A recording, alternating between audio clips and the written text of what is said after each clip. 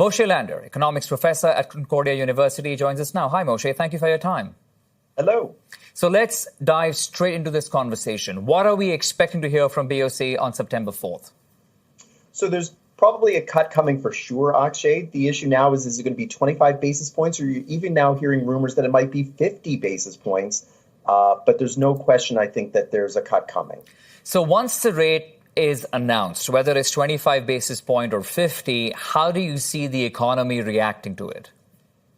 Well, favorably, right? It's a return to business as usual with inflation now in that 1% to 3% range that the Bank of Canada covets so much. They've accomplished that every month this year, and there's no sign that it's going to go outside of that range. So it just means that this is going to be the continuation of rate cuts. I can't imagine that the economy is going to react negatively to it. There's other news that might suggest it could react negatively too, but this will not be one of them.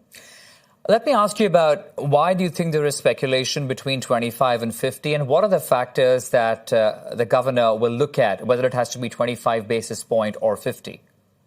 Well, if you remember, one of the things that we regularly talk about is that when you have interest rate changes, the effect is not instantaneous. It takes about 18 to 24 months, same way when interest rates go up, same way when interest rates go down.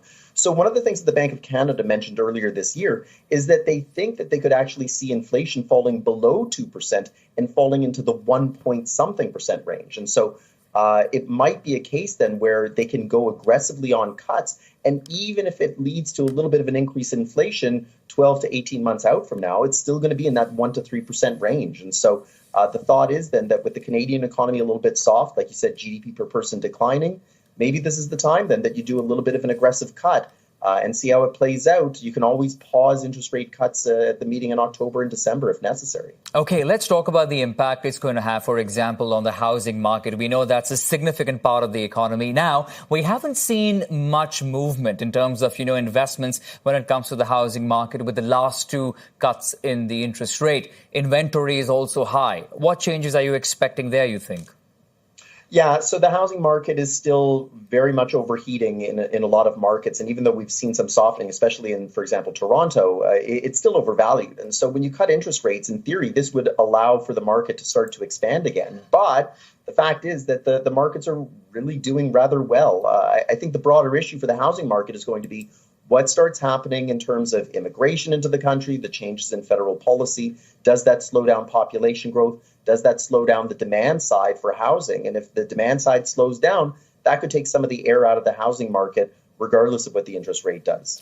My last question to you was last week's stats we saw that Canada Statistics shared with us was that data saying Canada's economy grew 2.1% on an annualized basis in the second quarter. And that was much more than what analysts were actually predicting even at the BOC. So if there were to be a rate cut now, whether 25 or 50 basis point, what would that really mean for the third quarter?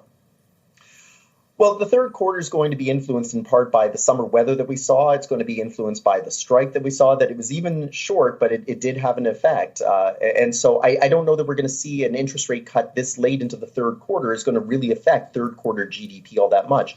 The cuts are probably going to start to show up in the fourth quarter, and that's going to be the real impact plays out. But remember, too, that if we're talking about 2.1% growth in the economy, that's below Canada's average over the last 30 to 40 years. So even though we're talking about stronger growth, the fact is it's not all that great. And so there's still room then to try and cut rates to maybe give the real economy a bit of a boost. Moshe Lander, economics professor at Concordia University. Appreciate your time, Moshe. Thank you. Anytime.